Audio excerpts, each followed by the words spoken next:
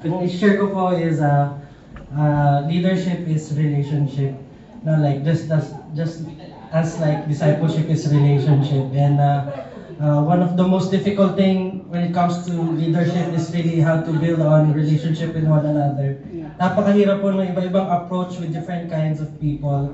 And in order for us to do that, as what we have learned with Pastor Daniel kanina, is to really be Christ-like in our relationship with one another. Ephesians chapter 2, no, verses 5, in your relationship with one another. And serving is an outlet on how we could share that love that we received from Christ, that the leadership of Christ that we have. In serving one another is an avenue kung saan natin mas mag-grow pa yung relationship natin kay Lord and yung relationship natin sa bawat isa.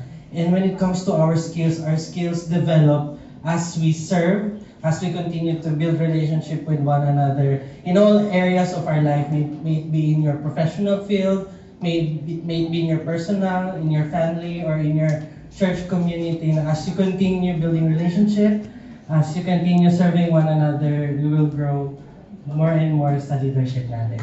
Hey. Thank you so